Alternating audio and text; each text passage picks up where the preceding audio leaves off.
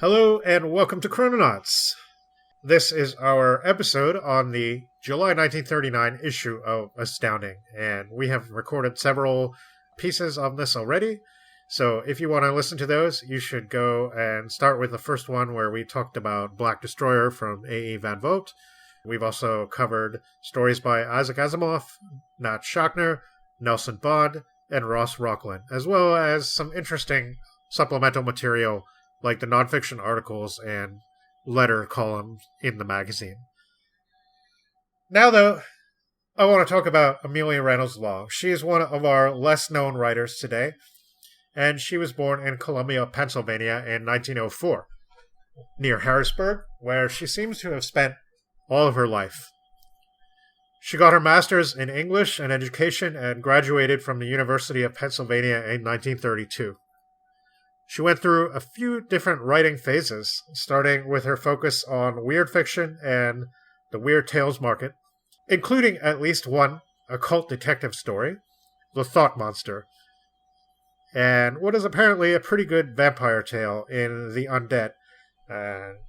I've read The Thought Monster, and it can be found in the Fighters of Fear anthology, which is a book that recently came out featuring various occult detectives. And I'm mentioning this because Amelia Reynolds Long just doesn't seem to have been reprinted very much. And I do think that is a shame. I think she's actually pretty good.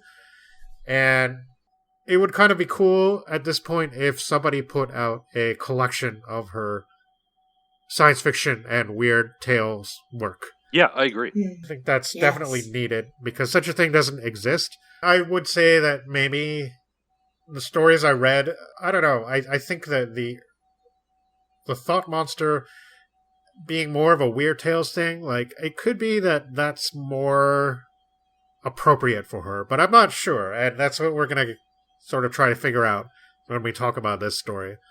You do get the sense from this story that she does like the weird. Yeah, and there have been a couple other authors like that. We did Sophie Wenzel Ellis when we covered our last episode on Astounding, and she was kind of the same way, where she was more comfortable in the weird fiction stuff, and that those elements of weird fiction do come out in her story in that episode, and just like Amelia Reynolds Long has definitely come out in this one. Oh, for sure, yeah. Mm-hmm. I do have an online friend who collects Weird Tales magazines, and when I mentioned that we were doing Amelia Reynolds Long story, she said she hadn't read any, but she found two in the issues that she had, and she read them. And she said one of them was a little predictable and not that great, but that she was the one that mentioned The Undead and said that she really enjoyed it, and it was a really good, original, atmospheric take on a vampire tale. So I'm kind of curious to read that one. Yeah, definitely. Yeah. But The Thought Monster was the basis for the 1957 British film Fiend Without a Face, which I really like. I really like that film. It's kind of one of my go-to 50s weird sci-fi monster movies, along with The Crawling Eye. I think those two movies are pretty similar in some ways, and although I may have a slight preference for The Crawling Eye, The Fiend Without a Face is certainly a memorable movie, and apparently made quite an impression on people at the time. It's mentioned specifically in Stephen King's book, It, as the film the kids are watching in the cinema. Right. At that. So, yeah, I don't know. It's pretty cool. Yeah. I've also read the story Reverse Phylogeny, which can be found in the book Sisters of Tomorrow, which is a book that we've referred to a few times on the podcast, or at least once or twice. Yeah. You can find a little bit of biographical information about her in that book as well. In the later 30s, she turned to more science fiction motifs, though, like we said, I think there was always the impression of the weird still present in these works. She said she got the weird impetus from her love of Shakespeare's Macbeth as well as Edgar Allan Poe. Some of her colorfully titled stories from this period include A Leak in the Fountain of Youth, Flapping Wings of Death, and A Scandal in the Fourth Dimension. In the late 30s, she was already getting into doing mystery fiction. She co-wrote a book with William Crawford, who is also an occasional published science fiction writer, and it was titled Behind the Evidence, and it was based on a real-life incident that happened in 1932 which was the kidnapping of Charles Lindbergh's son in Hopewell, New Jersey. Apparently pretty harrowing case. I'd never heard of this before. Really? But it seems like somebody put this family basically through hell for almost an entire year, and it turned out that the kid was dead, like, almost from the beginning.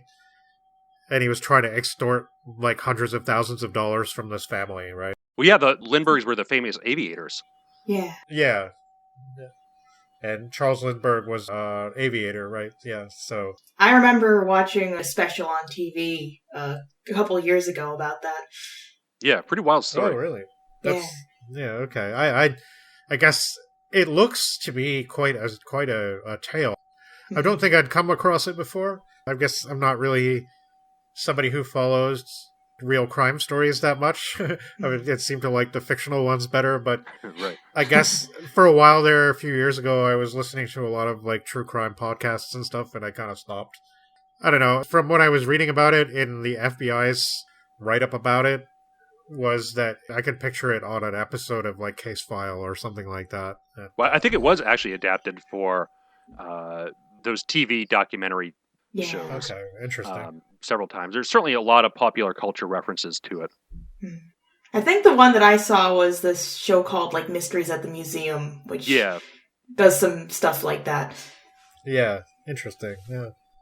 Well, apparently only 75 copies of Amelia and Crawford's book was printed, and the book was mostly given to friends. And then I think in 1936 was when Hauptmann, or whatever his name was given the electric chair, and I think, I don't know, maybe just the timing was not right.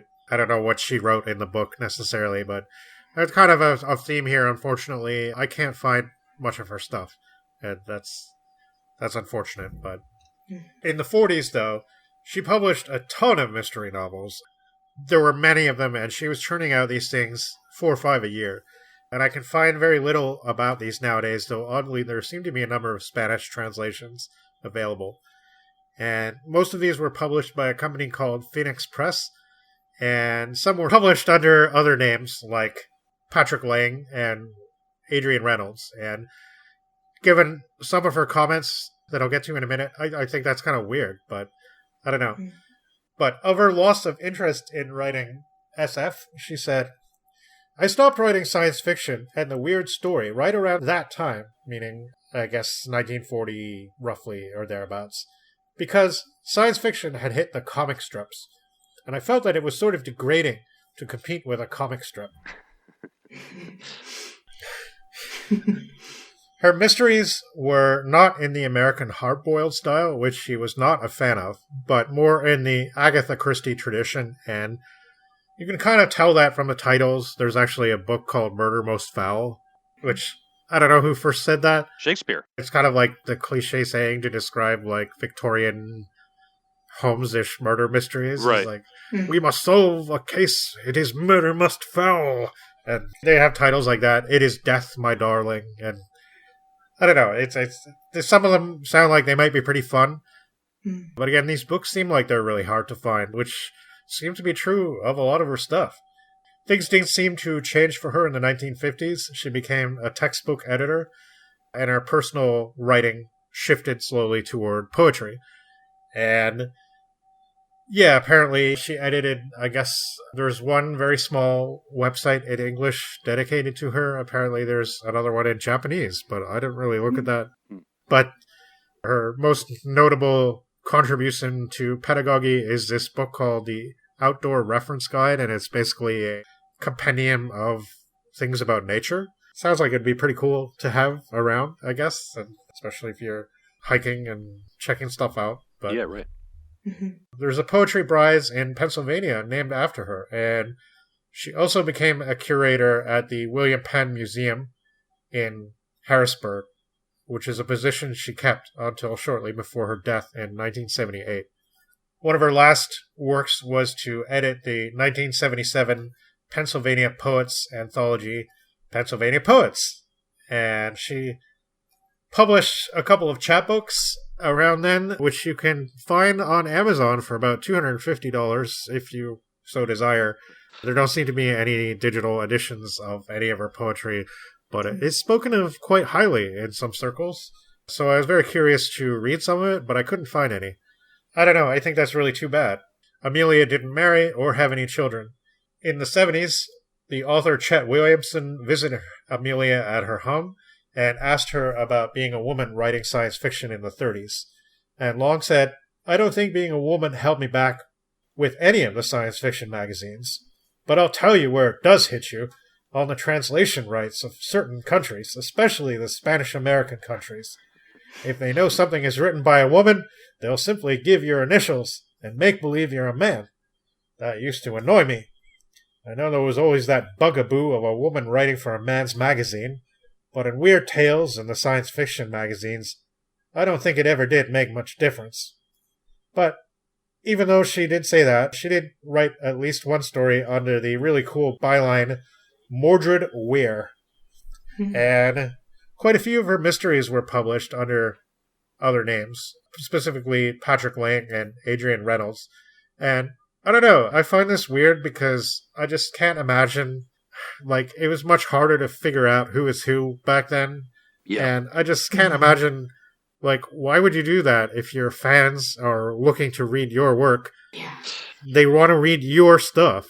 They don't, I don't know, I guess she and many other writers have said that a reason they published under pseudonyms, besides maybe that it was something that was different from their normal stuff, although I don't get the impression that that was the case with Long's mysteries, but that they didn't want to glut the market with their things, and they just wrote too fast, basically. And right. Stephen King basically said that about Richard Bachman, as that was one of the reasons. But there were other reasons for using Richard Bachman too, and I don't know. I mean, to be fair, yes, through the 1940s, Amelia Reynolds Long had this really prolific period, and she was churning out these books really fast. So maybe she just thought, yeah, look, or her publisher even just thought, well, if we spread it around a bit, people will be more likely to buy them, because it's not like, oh, I already bought a book by Amelia Reynolds Long this year. I don't know. It's just weird to me to... Yeah. Not another Long. I guess I'll get a Lang instead. Yeah.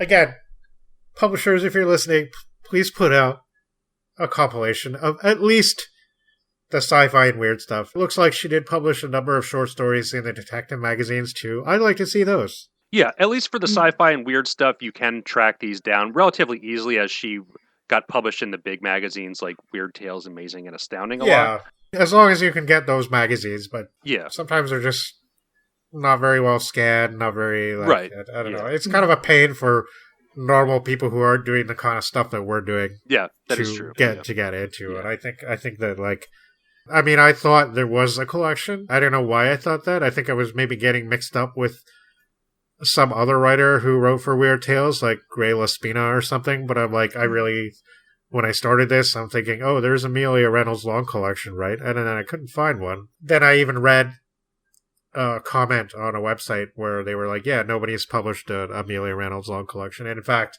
I think where I read that was, there was a Reddit thread about somebody a few years ago who found a whole bunch of, or they were kind of given a bunch of her papers, and they were trying to figure out what to do with them. And apparently, yeah, they included rejection letters and drafts for stories and unpublished stuff and other correspondence. And yeah, it was noted somewhere there that there still hasn't been a collection, and indeed I didn't find any. So I don't know. That's something. She certainly has enough stories. Like, if you go to amelialong.tripod.com, you can find a bibliography of all her stuff. But there's no actual Amelia Reynolds Long content on there. It's just references to when they were published, whether they were published under her real name or not, and where they could be found if you so desire to look for them. But you have to kind of do your own work to get them. Yeah, this story, I want to save most of the discussion for after, but we'll start with the usual. What do you guys make of this weird little story? I liked it. Yeah, I definitely liked it. And there's a lot going on here that, again, might be better to save towards the end. But it does have a lot of themes of religion involved. And it reminded me a little bit of the Grolorelski story that we covered a couple episodes ago, Two Worlds, where somebody just basically makes themselves God.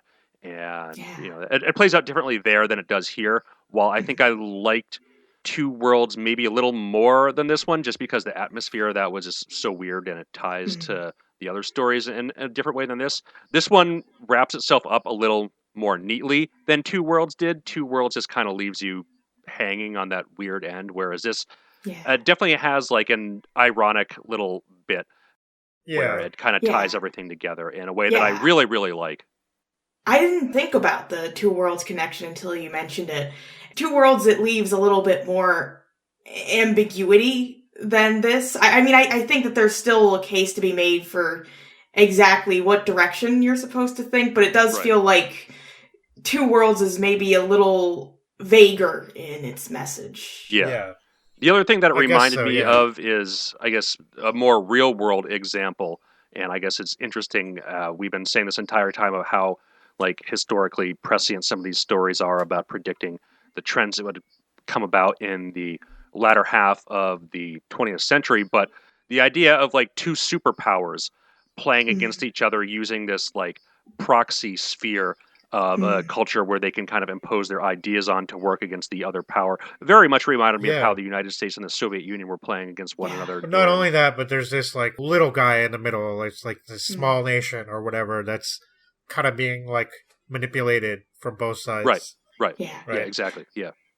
Yeah, as someone who has been recently watching a lot of MASH. I've never seen MASH. MASH is cool, yeah. It's really cool, yeah. It's about the Korean War, so it's definitely prescient to think about that along with this story. Yep. Interesting. Yeah, I'd like to... I guess the fact that it was like a weird 70s comedy show maybe didn't really inspire me with much confidence that I would like it. But people keep saying there's a lot more to it than that, and I'm kind of curious to check it out. But of all the stories in this magazine, in this issue, this is the one that I wish was longer at some levels. Yeah, I could go for a novel of this, for sure. I like her writing style. It has not only cool themes, but cool imagery. I mean, the fact that we get is on basically like a weird fantasy planet. I really like that setting, and she does it well. Me too, yeah. I mean, Lee Brackett does that all the time. Yeah, for sure. So does Moore, really, but like it did kind of remind me more of Brackett. It's just because she writes like really well these like cultures that are kind of, I guess they would be perceived as primitive to some outsiders, but they're aware of like people traveling in space and stuff like that. They're kind of like okay with it, but they're either caught in the middle of it or they're trying to like use it to their advantage somehow. And you get stories where people travel from other planets, but there's also swordplay and swashbuckling, and you know, it's really cool. It's like the idea of the sword and planet, right? Yeah, for sure. And there was a bit of that in this, but I guess like so I'm so conflicted about this story, and I like that. Like that just made me think about it ever since I read it, and I just keep thinking about it because I don't really know. First of all, I'm not 100% sure what it's trying to say, but the fact that I keep wondering about it is neat. Like, it makes it maybe more effective than a polemic, right? Where you know what it's trying to say, and you're just like, yeah, okay. Like, I get it, right?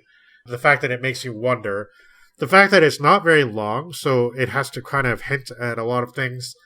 And you're not very sure of certain relationships, and you're not really sure exactly what happened at certain points, right? And it's just like, on the one hand, I wish it was longer, but on the other hand, maybe it's kind of ingenious that it's just short like this. I don't know. Yeah. I was going to say that I do agree that it would be interesting to read this in a longer form, you know, like a novelette or a novel. But I do kind of respect that it's this length, and I think that it's still a good length for this story. And the fact that it leaves some of those things sort of up to interpretation is interesting. It has some punch, and I like that. Yeah. And the fact that she was so into poetry, I mean, not that you can't have long poems, but like it looks like the majority of her poems, and the poem that she specifically refers to in this story is quite short. And it delivers something that makes you think and then gets out. And maybe that's good because maybe even, again, like some of the audience of the time would have thought about this probably very differently than we think about it right now. So, on our summary of the story, which I'm about to do, I guess the question that I have, which I will pose to you guys, is the story she's written the same as the story I had in my head? Like, am I kind of extrapolating things from the story that may not actually be there, or did she mean them to be there? I'm hoping for the latter, but like, I read the poem that she refers to in the story, and while it seems to be a good poem, I'm not really sure how it connects to the story. So after the story, I'll read the poem, because it's quite short, and we'll see if we can figure it out.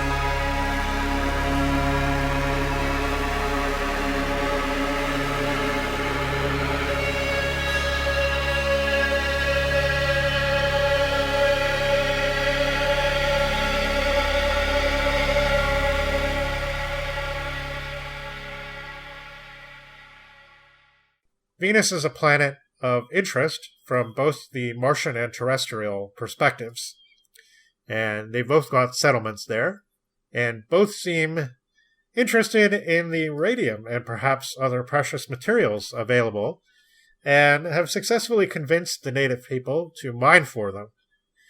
The Venusians, blue people, live what seems to be a primitive tribal existence among all this technological imported splendor, and they're technically under protection from Earth.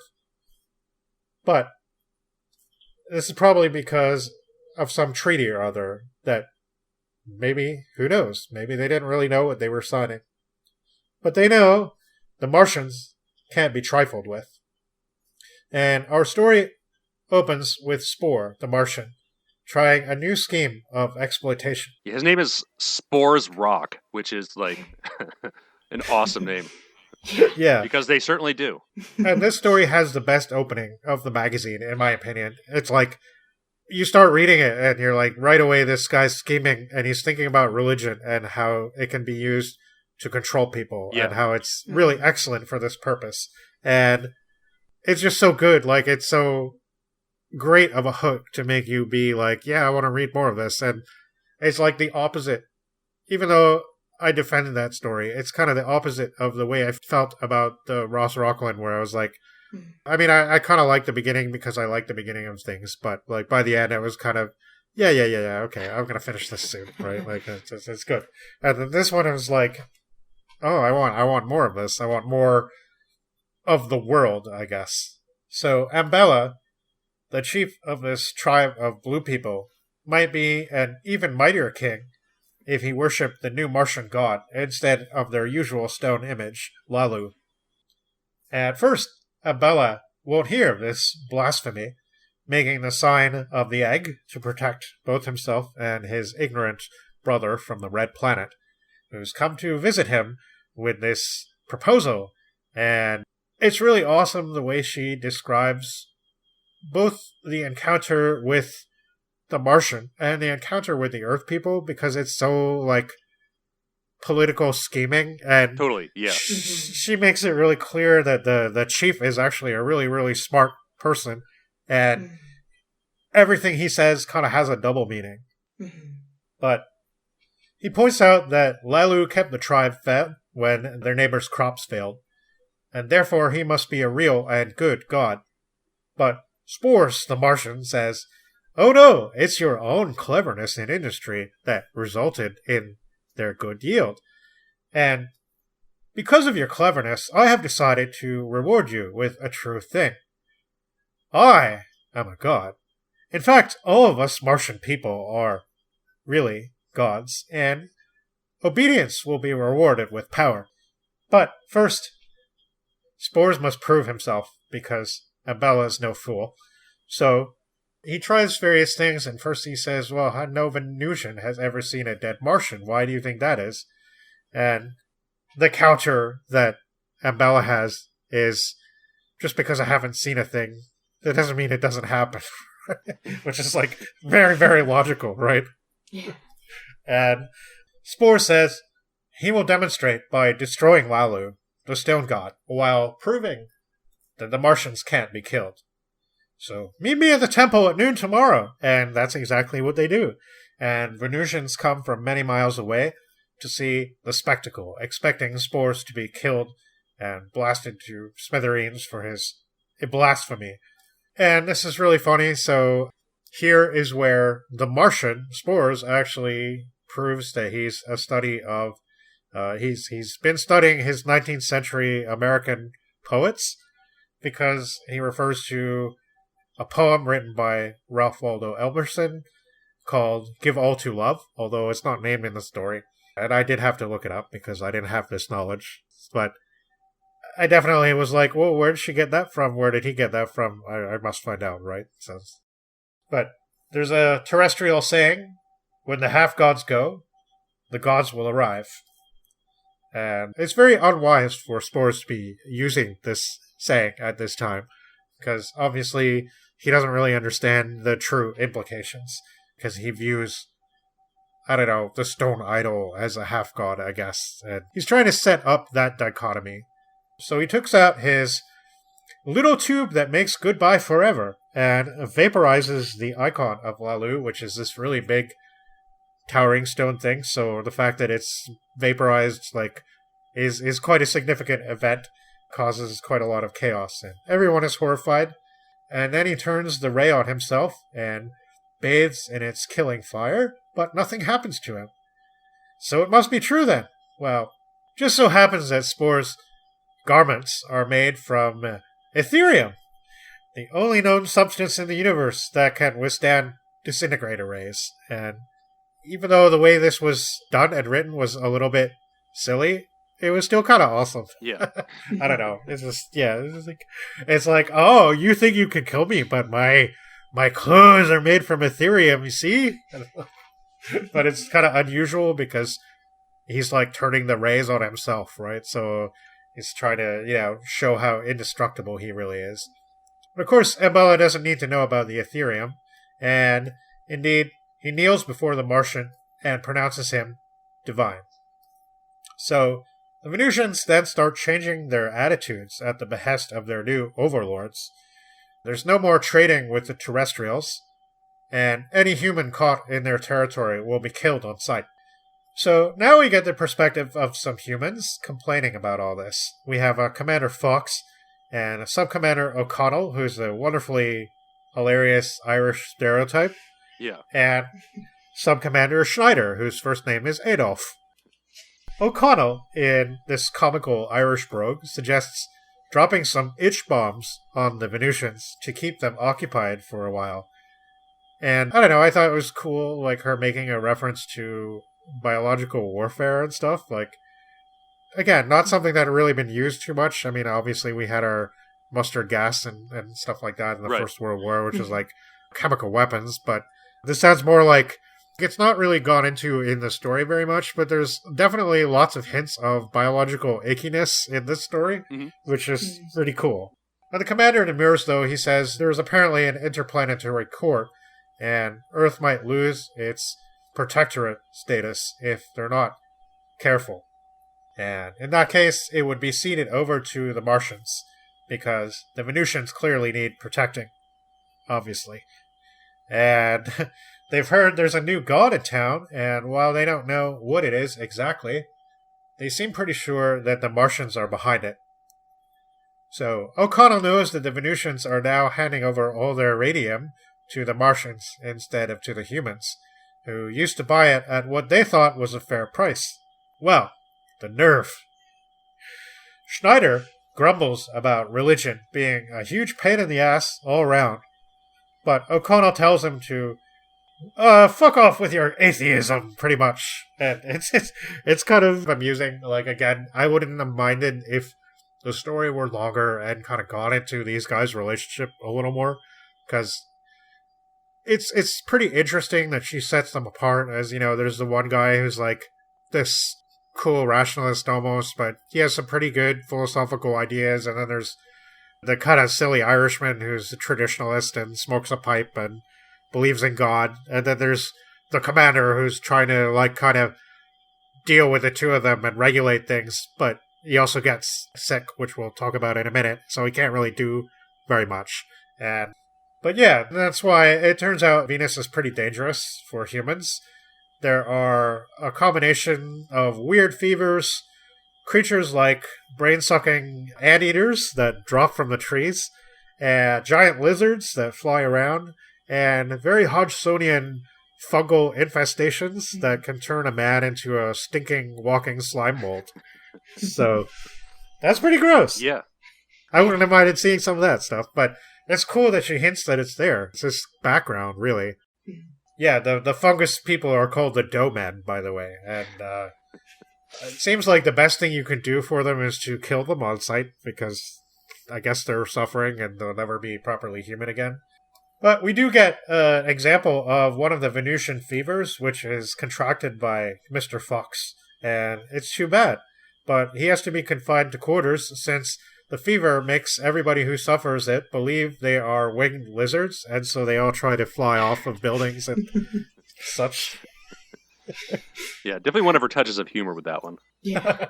Yeah, it's like, it is kind of weird because I have no idea how many people are in this settlement. Like, we never see anybody else, so it really seems like there's just the three of them, but there must be more than that. But it seems like it's just these three doing everything in the story, at least. So, but it seems like Schneider is the man for the job to go over to the Venusian village nearby, because O'Connell's too hung up about teaching these blue devils a lesson. And he must find out what the trouble is without antagonizing the Venusians. So, these humans really care about their radium ore.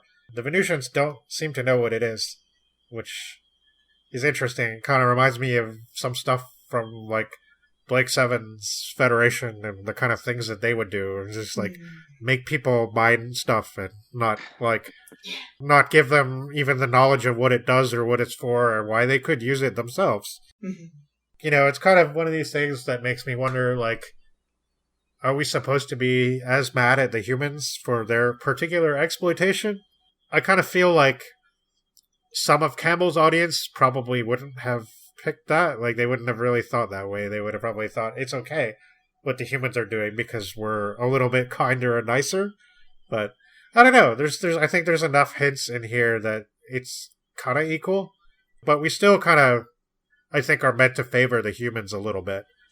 So O'Connell says, keep your tongue away from atheism.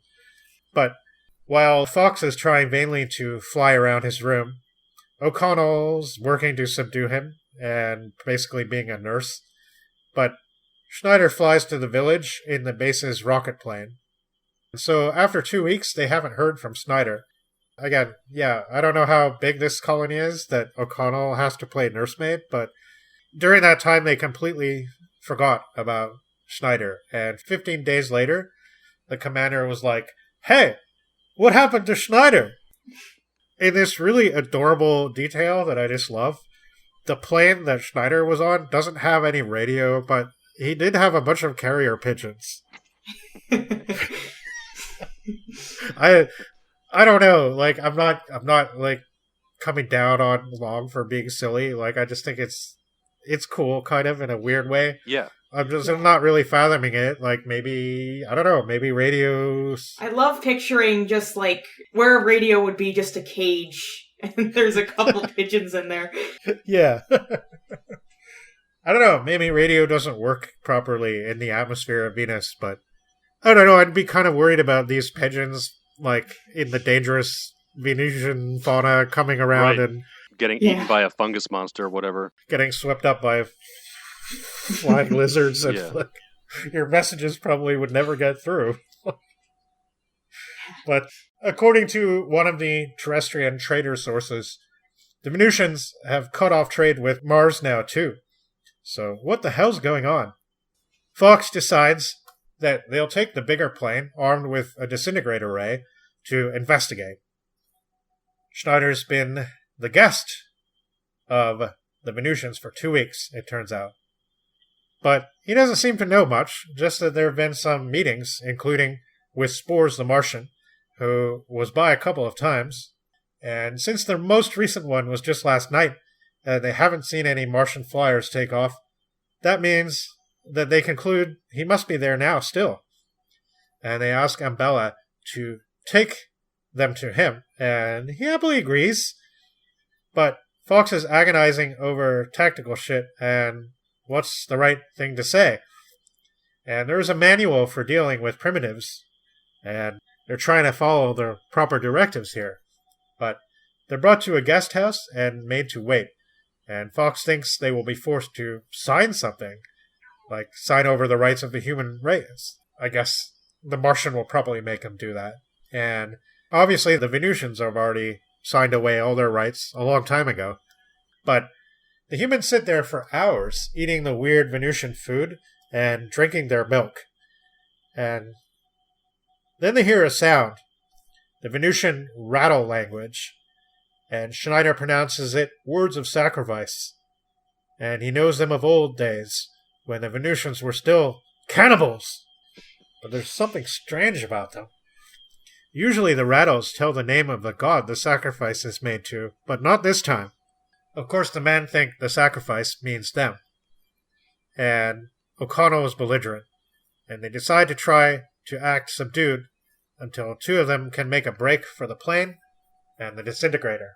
Fox is sure the Martian is still responsible, but that no matter what happens, he'll get off scot-free, that is the Martian, whether the men escape or not. But then by now it's night, by the way, but then there's a scream in the night, and it's a terrible sound. And a while later, Abella comes in, looking all haggard, but acting with deference and respect toward the Terrans. And Fox thinks it must be all right. And they go to Ambella's hut for a meal. And he even pulls out the stash of pretzels so his guests will feel at home. And it's here that Ambella explains what happened and how they gave Spores the Martian the ultimatum and the ultimate test of finally killing him. And this actually isn't revealed to the very end, but I don't know. I mean, no shit, they killed him. Like, I don't know. Like I read a review mentioning the story, and they said that was a twist, and I feel like that wasn't really. I don't know. Like I would have probably reorganized the ending a little bit if it were me, and just been like, that would have been like, we know that's what happened, right? I think the ultimate revelation is not necessarily that the Martian was killed, but the explanation of why, and that is the supposed atheism of Schneider that got Ambella to thinking. And he said that is Schneider was telling him either, I guess, before he arrived 2 weeks ago. I'm not sure exactly when they had this conversation, but yeah, they would have had a while. I guess so. I mean, it seems like Schneider spent some time among the Venusians, so even before that 2 week period. Yeah, right? I mean, he knows their language, so I mean, he knows their language, right? And he knows even the more secret religious language, right? Which is the rattles. Yeah. But he said there was no God that you can see or touch, and if God exists, it's not like that at all. And Ambella gets this, though maybe it took a while. And he's talking about natural law, and that's what he calls it. So, having the humans wait in the hut all day and night was really a political masterstroke, in my opinion. Like, it just sets up the atmosphere of dread, and they don't know what's going to happen. Yeah. And they think they're for the chopping block, right? And it's like, Ambella is really, really canny, and he knows what he's doing. And the thing is, you can look at it this in two ways. You can say, oh yeah, here's the settlers telling the Venusians that they should disregard their traditional ways and their religion. But I don't know, I would say as an atheist, maybe, I guess, but that kind of demonstrating that, yeah, if there is a God in the universe, it's not going to be like this thing that you can put your hands on directly or that you can like talk to and expect a response back. It's going to be something more abstract. And in my opinion, that's not necessarily I don't know what's the word, like a manipulative thing to do. Like I don't know. In my opinion, anyway. I mean, I suppose others might disagree. Well, I think it can be both for the Earth people who are the American stand-ins here, where they're using it to political advantage for sure. Yeah. But Yeah. at the same time, the Martians just showed up and started blowing up their idols and statues and are probably trying to get them to do exploitative labor or whatever Spores Rock has planned for the Venusians. So when the little doubts are planted in Ambella's mind, I'm sure a test, well, what happens if you just stab him in the chest? Sounds simple enough because, Yeah. if he's Yeah. not a god, he's blown up your religion and disrespected your entire tribe and probably made you do bad things. And if he is a god, well, he won't die and it really won't matter. So, Yeah. Yeah, and I think that, like you said, it could be a manipulative tactic on the human side to be like, oh, well, there isn't like a tangible god in order to get rid of spores. But it's also used then by the Venusians to be like, well, now that we know that, you should watch your step because we're not going to fall for that kind of thing with you as well. Yeah, it could be. I mean, maybe Schneider is just, again, like, if the story were longer, we might get a more, I guess, well-rounded sense of these characters. Like, I don't know how much Schneider is doing this kind of out of a sense of goodness or out of, like, altruism. Because, again, it seems like it actually, the sense of the natural law gives the Venusians a hell of a lot of power because now they could be like, yeah, see what happens to this guy from Mars, right? And the thing is, Ambella is acting all like bowing and scraping, right? Like it's a little bit embarrassing. It's a little bit over the top. But it's like he knows it, right? And it's like, again, that double meaning thing. Like on the surface, he seems very obsequious. But underneath, it's almost like he's saying, yeah, by the way, you better not mess with us. Yeah. Because we're smarter than you think, and now we understand this. At least I do. And I'm the leader of my people. So if you dare to mess with us in a way that's remotely similar to what this guy was trying to do, this is what's in store for you. Meanwhile, I mean, yeah, I'm sure he knows that the Earthlings have all these, like, weapons and stuff that they could turn against them. But it seems like there's some kind of interplanetary law system that they have to follow. So Commander Fox is not going to step too far out of line, I guess. Yeah. And I don't know, it's just really interesting political implications, I think. Definitely. And again, you can really see, like, in all the obsequious bowing and scraping, again, it kind of reads like, oh, it's the tribal chieftain, and he's acting all contrite and everything like that. But, like, why would he really be contrite? He's not. He's not. He's just acting. Yeah. And again, it's part of the act, and they act all day long. These people were sitting in this hut with this strange food that they mostly couldn't eat. And, like, all these weird sounds going on, and they didn't dare leave because they'd be breaching the protocol. And you could just picture them sitting there sweating and, like, getting more and more uneasy about their situation. Like, don't tell me he didn't do all that on purpose. Yeah, I mean, it's just like Ambella, the Venusians, they also have understood, they've grasped that politics, you can say one thing and do another. Just like I'm sure the Earth people and the Martians do. And they're probably getting tired of all these foreign Earth people and Martians just showing up and making a mess out of their Venusian village.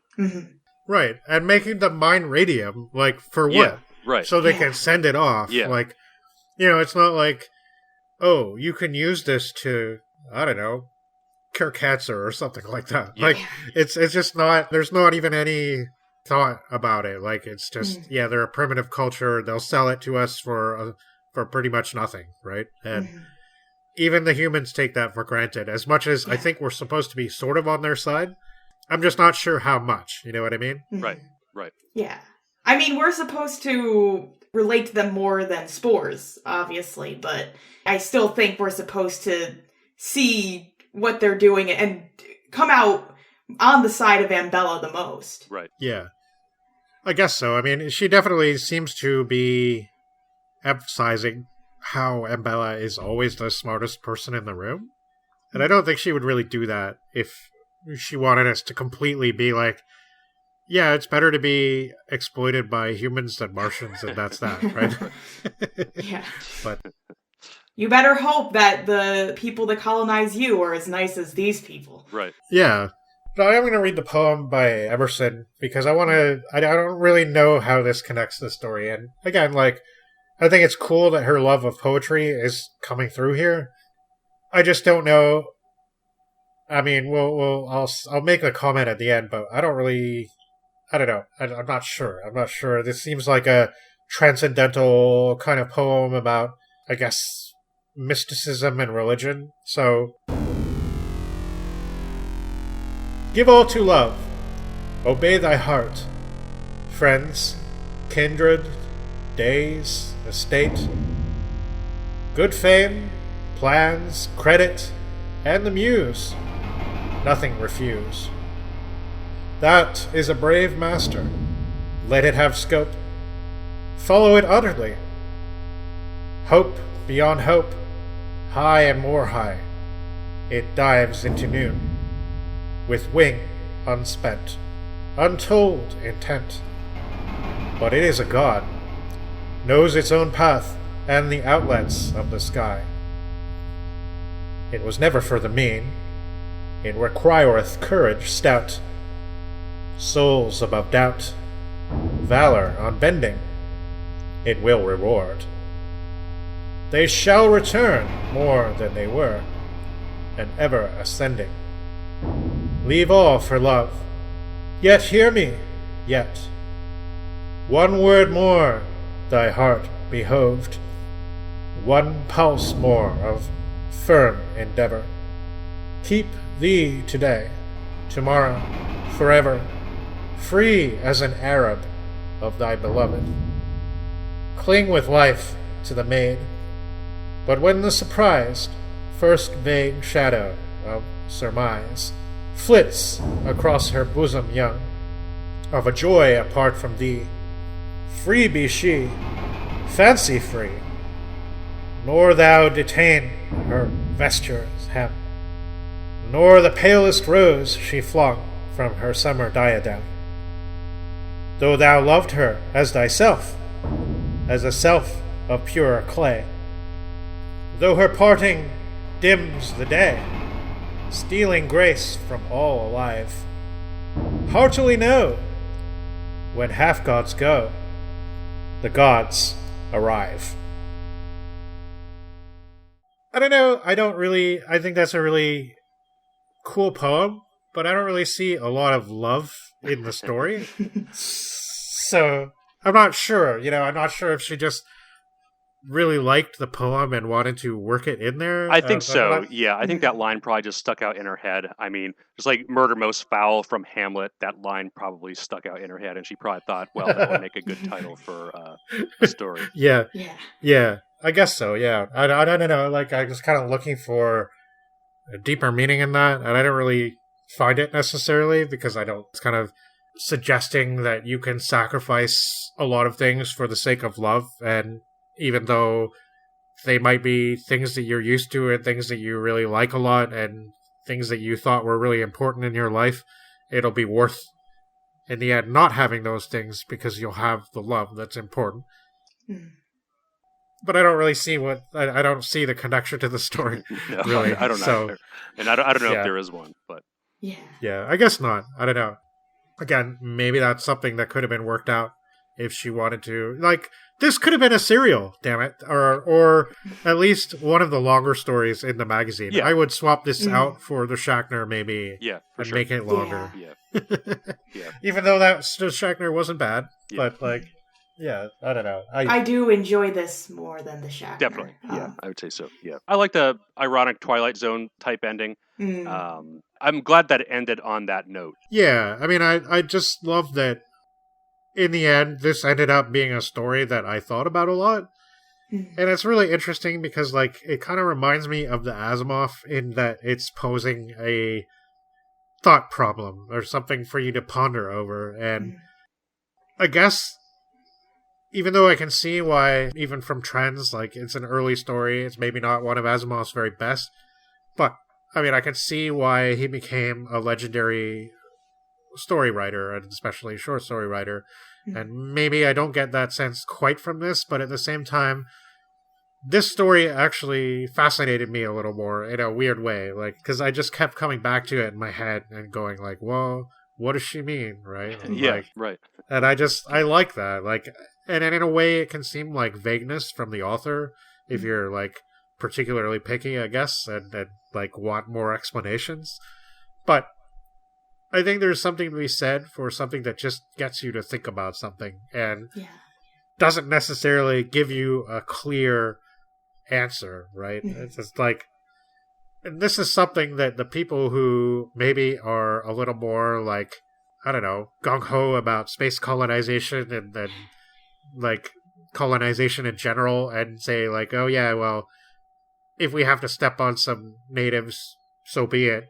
This is something that they could read and not necessarily be offended by, but still kind of think about and be like, well, that's kind of interesting that this chieftain is really that canny and perceptive, right?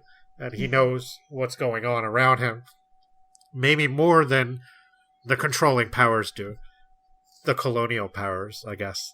The story Reverse Phylogeny that I also read does include a bit of an Indian chieftain stereotype as well. Mm-hmm.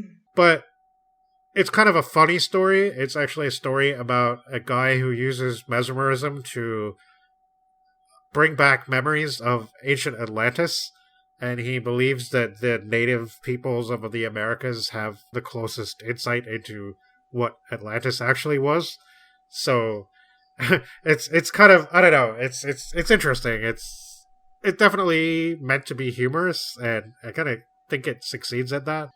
I can't remember if it's Mike Ashley who compiled Sisters of Tomorrow. I think he was involved with it. And I don't know, he says that the stereotype is kind of regrettable, and I can kind of see what he's getting at. And then, you know, there's a little bit of perhaps unfortunate language in this story too. Like, Bella is always referring to the humans, or especially Fox anyway, as his white father. Yeah. And so I guess, you know, the Venusians are blue, the Martians are red, and the Earthmen are all white, I guess. And that's, I don't know, I guess that's the thing. But, I don't know, it's of its time, I guess. It doesn't seem malicious necessarily. It's just a thing that I guess one would have to be aware of. There's a ton of colonial language in this story, but I do think she's trying to provide some thought and nuance.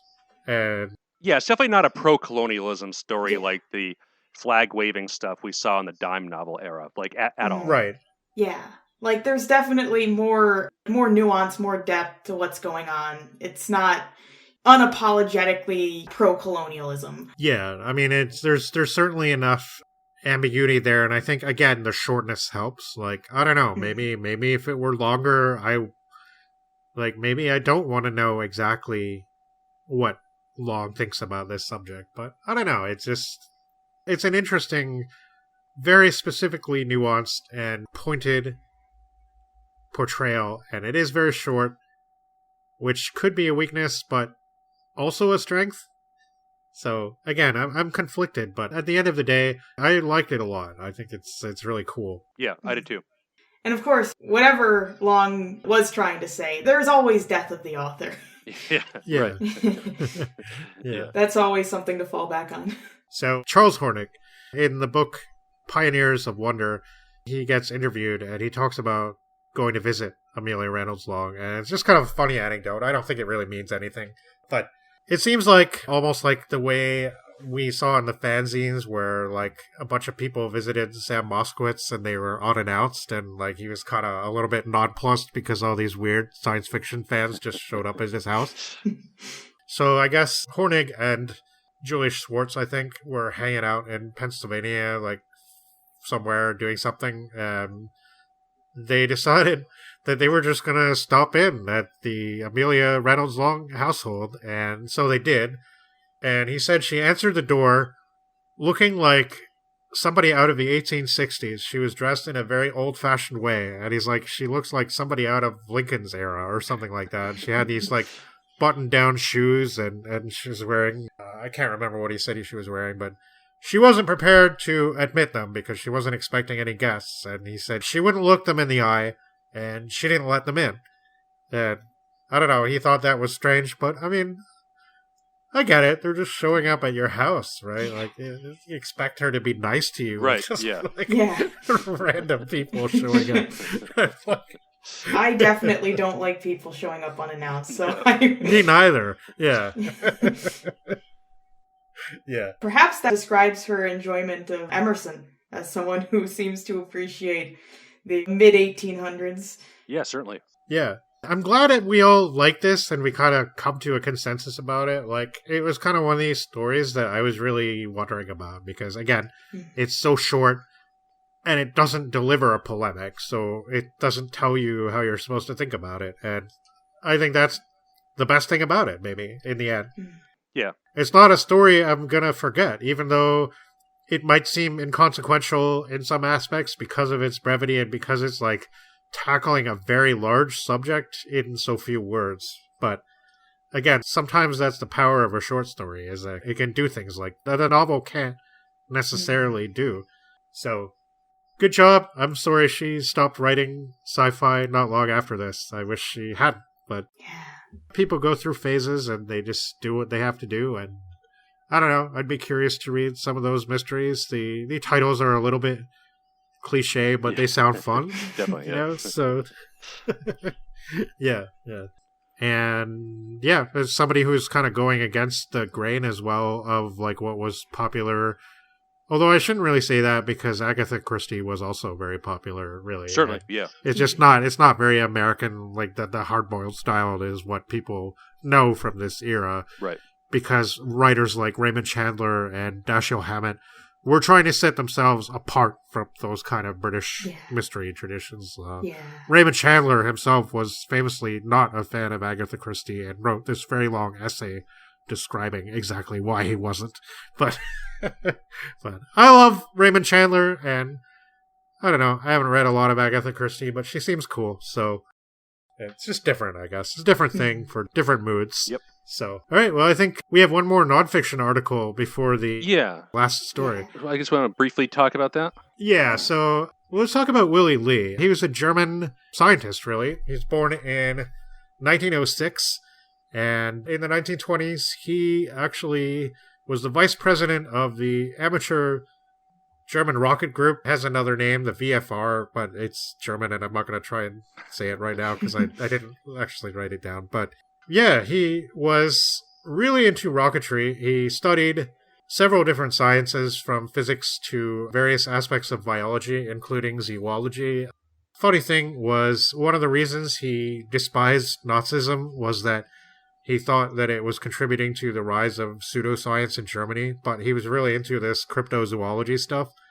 Like, in 1949, he wrote a book called Do Prehistoric Monsters Really Exist? Or something like that. Nice. Or do they exist now? Right. Like, kind of thing. And he was really, really into this, so just kind of goes to show that everybody has their little weakness. You know, they're like, you can talk about pseudoscience as much as you want and talk about how much it sucks, but you probably like some weird kooky thing that not everybody is into. But in the early 30s, there was not as much interest in rocketry as in the 20s in Germany, and he had to deal with a ton of bureaucracy. He ended up working for a bank, and when he was working there, he apparently fabricated some documents and just kind of left and went to England and then made his way to the United States, where over the next 20 years, he became a very popular science guy. And if you look on YouTube now, you can see Willy Lee in a whole bunch of TV broadcasts from the 1950s. And he seems like the popular science guy from back then. People would have known his face for sure. Looks like he was all over.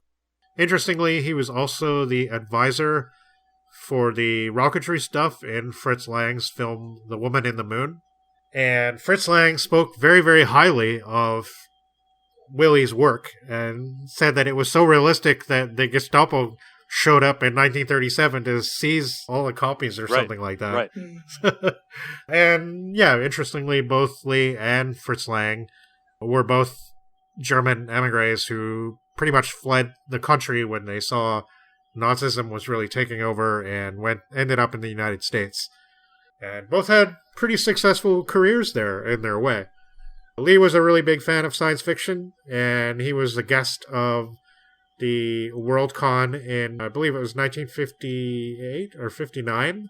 And yeah, kind of interesting guy for sure. Interesting listening to his science broadcasts. Like, he's got the thick German accent and everything like that, and the deep voice, and just talking about rockets and all this cool stuff. And it's the 1950s.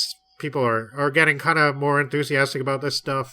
One thing that, so Isaac Asimov knew him, and they were both part of this club in New York, and it was all men kind of they would just hang out over dinner and talk about stuff, and Asimov actually created a series of mystery, it's basically a series of mystery short stories called the Black Widowers Club, and these stories were stories about these guys who would get together, they would eat, and usually somebody would show up, somebody would invite a guest, and the guest or one of the club members would have some kind of problem or mystery or big thing that needed to be solved.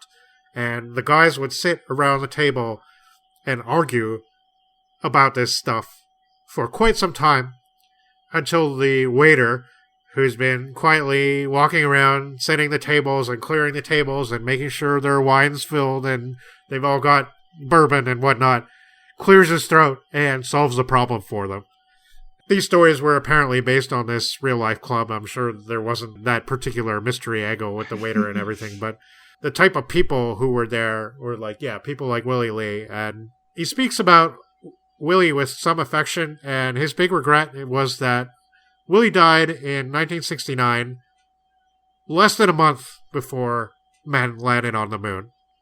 Right. And it's just like, he would have loved to have seen that so much. Yeah. It just kind of reminds me of that scene in Mad Men where there's the big advertising guy who's like the old guy, and he finally sees like the moon landing, and then he dies, and it's like the apex of his life and what he was looking forward to. And it's like, it's kind of a funny moment in the show, but it's actually quite poignant when you think about it. You know, somebody who has dedicated their whole life to science and stuff would, and rocketry in particular, and space travel, who wrote tons of books about this stuff and popular science articles all over the place. And this is exactly what he would have lived to see. And the fact that he didn't make it by such a short margin is a little bit sad. It is, yeah. The article we have is Geology for Time Travelers, and it is a response to L. Sprague de Camp's Language for Time Travelers, which, although I didn't end up reading it, it seems like it's probably a more interesting article than this. Yeah, this is just an excessively detailed article explaining what continental drift is. I mean, it goes on for way, way, way too long. Yeah.